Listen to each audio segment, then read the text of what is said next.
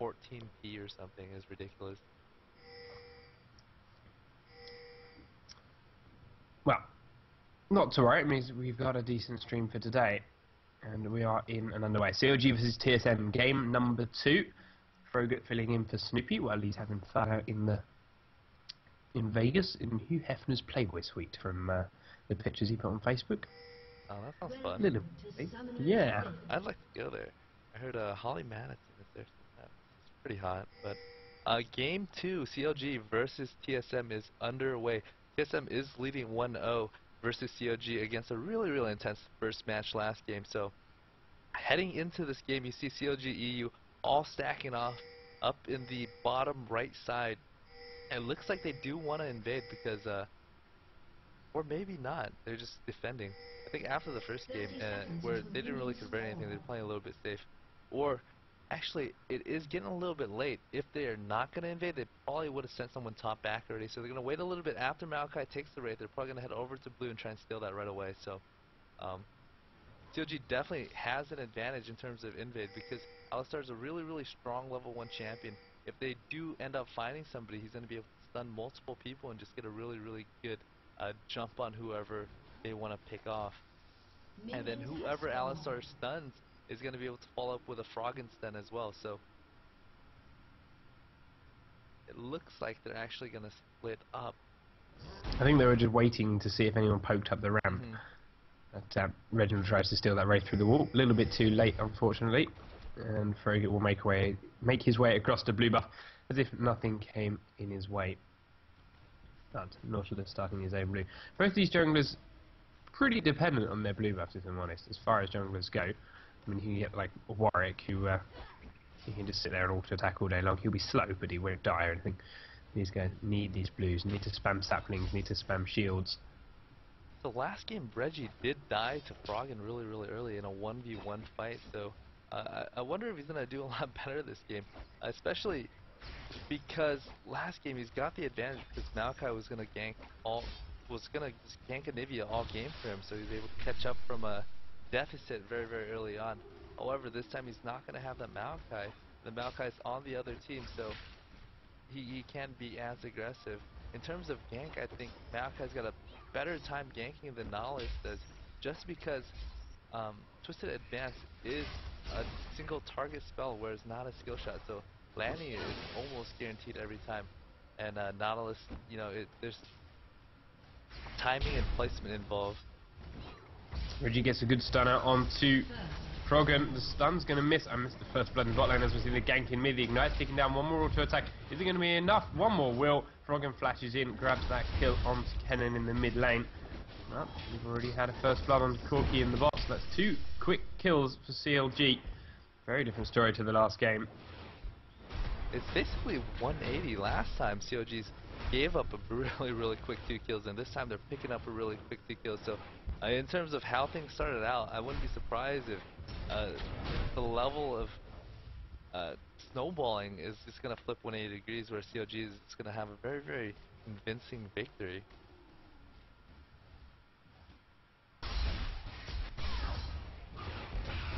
Wicked. He's got Darius pushed up under that top tower. Pete and Creeper done the same in the bot lane. Of course, Carrick's he's been dead for a little while. Hasn't missed out too much CS as it's been pushing. But we'll see what he can do under the tower here. Pete going to be as annoying as possible. Buckshot in onto X Special.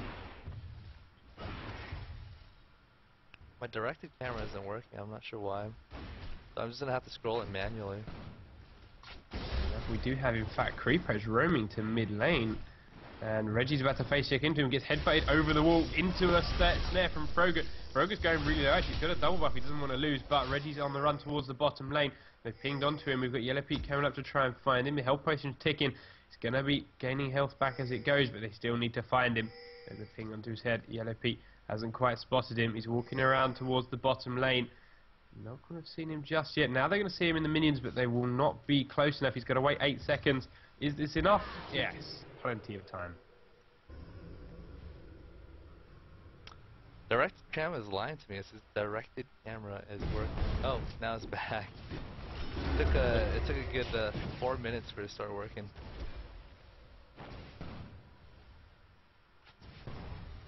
takes 5 seconds apparently after you take control before it comes back.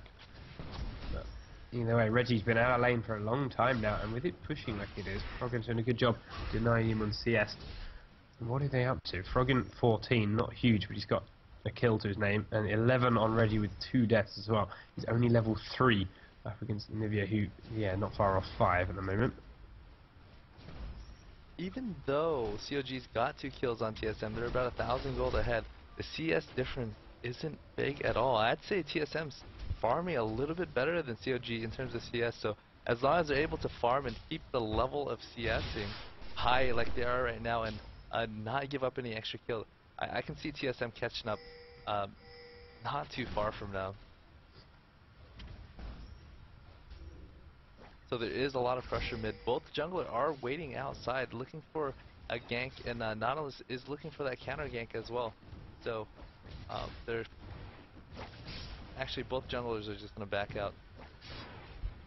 Do you have Wicked getting really aggressive onto Darius in the top lane again? Does get a good slowdown, starts applying that true damage, but will back away. Frogger is poking up here. There's no ward in the tri-bush other than the one for CLG. Wicked goes and cancels the recall. Frogger's on his way in. Wicked's going to initiate the dive. The ignite goes out just before the summoner heal. Darius is low. The ignite is ticking, and the sapling's enough. Frogger grabs the kill. Doesn't even have to explode. It just lands, and the kill will drop. You know, I was almost certain Darius didn't need to use a pull against Wicked.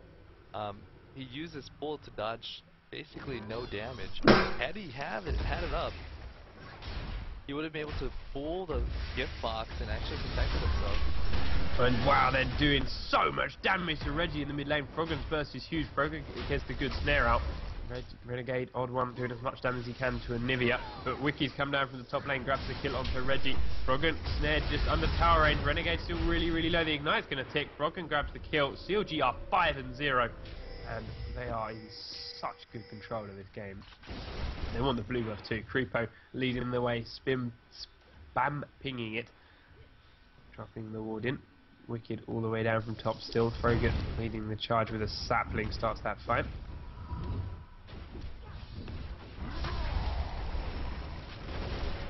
So right now it is 5-0 CLG versus TSM.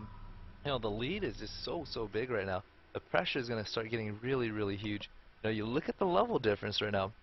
It's level 7 Anivia versus the level 5 Kennen.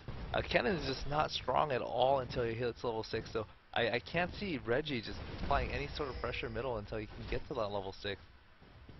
And then you compare other lines as well. It's Aurelia level 6 versus Vlad level 6. The difference isn't too big, but Aurelia is able to leave mid and pick up that kill leave top and pick up that kill from mid. So he's coming back to top lane with a lot more farm than Darius is going to have.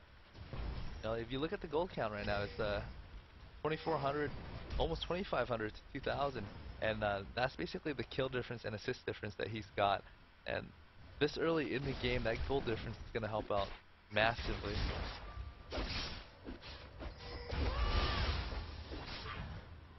Reggie trying to get as many of the wraiths as he can just to catch up in CS. He actually can't kill the whole camp quick enough. He has to lightning rush back to the mid lane to get the CS he's missing out on. Drags that minion into the tower. Tower gives himself a little bit of wraith gold. Froggen's got himself a blue now, and this mid lane's only about to get worse for poor little Reginald. He is just hit 6. He's going to have his ult, got flash and ignite. Froggen kind of a feel he's a little bit too strong to get dived down. And to be honest, I'm not surprised if we see another Medjay's out of him. He's got the tier, he's got the amplifying tome just like he did before. I think it's and a this very, time he's very getting the kills. standard item for Froggen to get. I see him get the Medjay's, get that Warmog pretty frequently in those games. Special going on onto Creepo. Does get a good stun out. Will flash over that ult from Yona. Creepo's not 6 yet. And he if that big one hit Alistar, I was almost certain he was going to die. He still had the sunlight proc from Beat cleansing. That stun does go in into special with the buckshot. Does not want to go blindly into that bush though. They have Frogger coming down the far side. Creeper trying to dodge the skill shots and heal up with his E. Frogger's coming. Chaos is a little bit exposed. Does flash after the Valkyrie. Gets knocked back though. And I'm just losing everything on my main screen. I've got like, wow, what's going on? Something in my PC is dying, so hopefully you can hear me. Basically, Leona thought that he can save Corky by CCing Graves, and he thought that the Graves was what was gonna kill Corky. However, it's not going well. That was a very, very good ultimate. Not only did he hit Anivia, he was able to hit Alistar as well. So I don't know why he ran a little awkward. I felt like he could have killed Alistar right there, but since he did misstep a little bit, he created enough distance in the angle. Oh, and that missed dredge line. But that misstep puts him in the position where he's going to be unable to hook Alistar and finish that second kill. In my opinion, that was almost a certain double kill. The moment he knocked up Alistar, all he had to do was just turn and right click, and that would have been another 0.6 seconds stun, and he's gonna be able to get that red buff off and just chase him down and get that free kill too.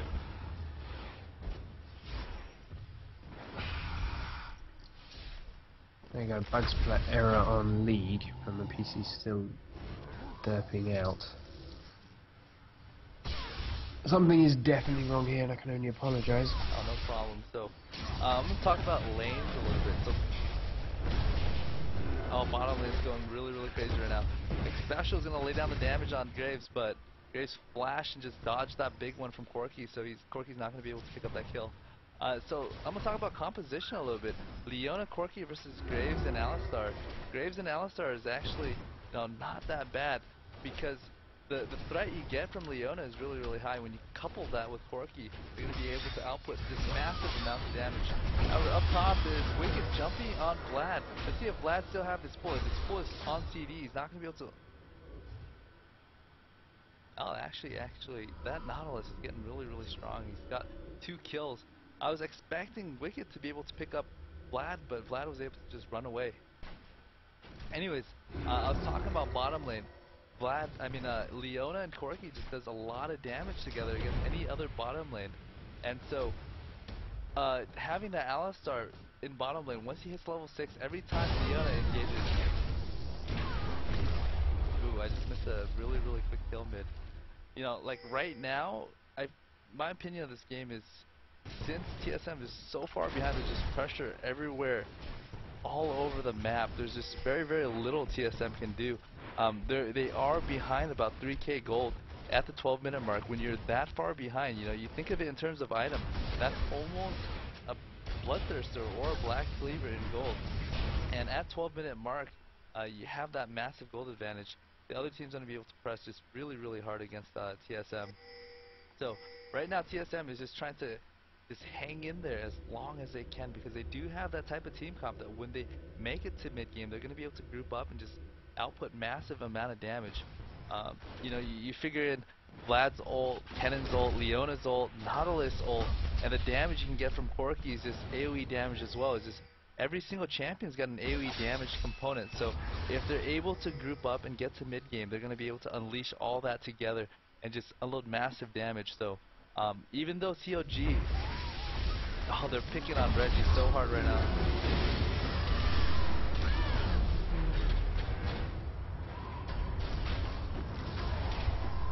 So I was saying, as long as TSM doesn't lose, super, super, super bad. This is pretty damn bad, but as long as they're able to just keep their farm up, they're going to be able to potentially make a comeback when they force team fights a little bit later into mid-game.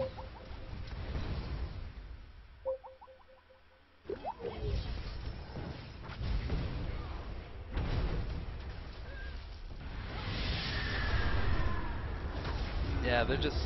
Right now, TSM just lost so much map control that CLG.eu is just able to roam from any lane at any time and just go wherever they want and just pick up kills over and over. Just that Maokai is just really, really strong. He's 3-0 and 6. If you look at his gold count, it's pretty massive as a jungler. He's at 4,700 gold, and Crepo's at 4,700 gold. So, you think about it in terms of farm. When you have a jungler as farm as your AP carry, as a matter of fact, right? Maokai is the second most farm champion in the game. You have someone that farm, that high level, roaming around and gank you. Whoever he's ganking is going to be in a lot of trouble.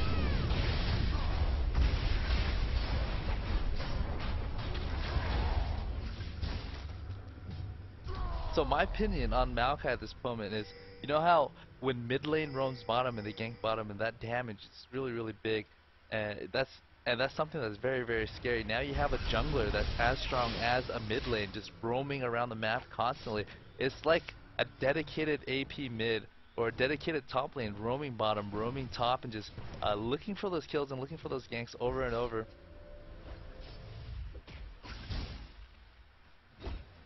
So right now is just CLG is definitely in the lead.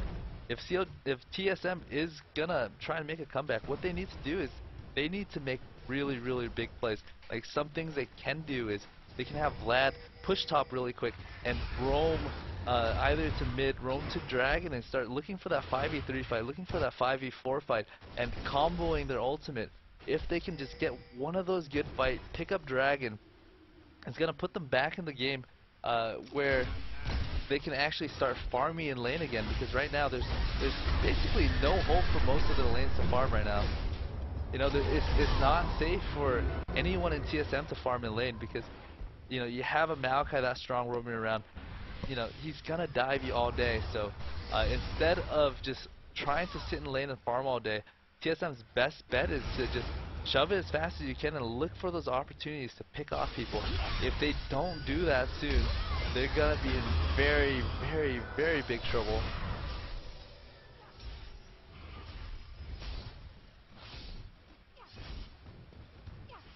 So let's look at the score. Vlad is 0-1-1. Reggie is 0-7-1. Unfortunately for Reggie, the biggest feeder contest isn't today, but it was yesterday. Uh, like I was saying, right now TSM just needs to wait for all their ultimates to be up. As soon as Vlad gets his ultimate, they need to look for those big plays. You can't stay in a lane and just passively farm against a composition where they can just dive you and or kill you over and over. You need to double down on that aggression and just pick back those killing sprees that you gave them and look for objectives after you pick off somebody.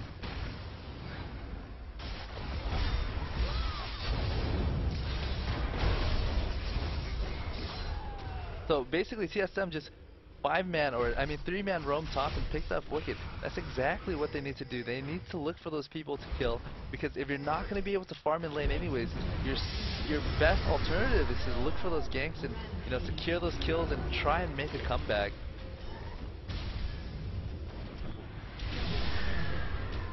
So it is 18 minutes in the game. The goal difference is about 8,500. You know, 18 minutes in the game is relatively early. Most competitive games, when you see this late in the game, the goal difference is about 2,000, maybe 3,000. But you know, it makes sense that it's at almost 9,000. You know, I can't wait until it's over 9,000 so I can actually stand up and scream. But just the goal difference is so huge just because of all the pressure and all the kills in lane. If you look at the CS, CLG is just winning all across the board. The kills all across the board. They're winning in towers, they're winning in dragons. So this is just one of those games where TSM is hoping for CLG to mess up. You know, with this type of lead in a competitive environment, you know, you often see those throws in solo queue. It just doesn't happen in 5v5 games because you can coordinate. There's never going to be a time where one person is going to roam into 5 people thinking they can kill them. With the prudence, it's just going to be so hard for TSM to come back from this.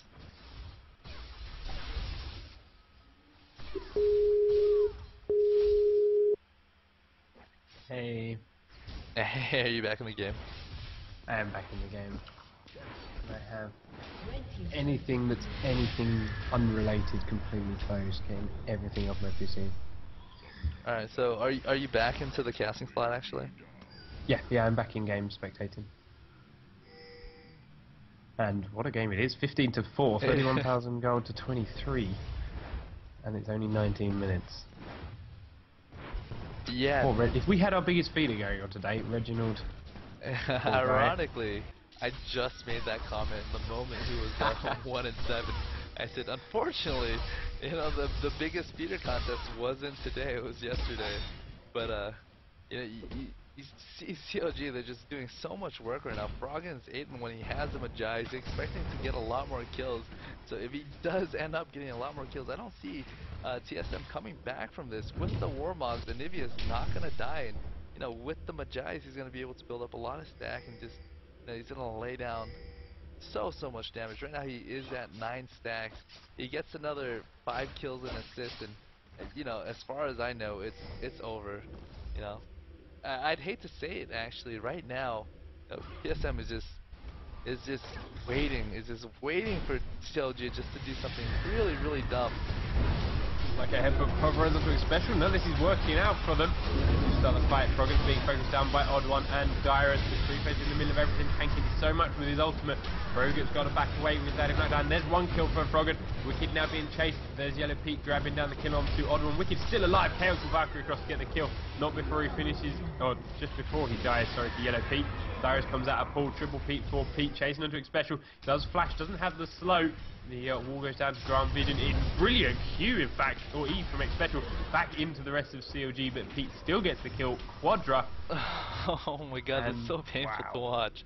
So basically, that fight was the best initiation fight TSM can hope for. They took everybody so low, but the goal difference is so big they couldn't pick off anybody at all. Had the goal difference only been about 3,000 or 2,000, TSM would have been able to just picked off 2 or 3 people pretty much instantly and just turn that fight around. But it's just one of those games where you needed to group up and make big plays early, but you didn't, and you just let the other team pull further and further ahead. And it just came to that point where, even when you have the best initiate you can hope for, you don't have the farm to back up that initiation and turn it into damage. So, it's just um, when you're falling behind and you're put into the defensive, sometimes you have to make offensive plays to turn the game around, and that's definitely what TSM did not do.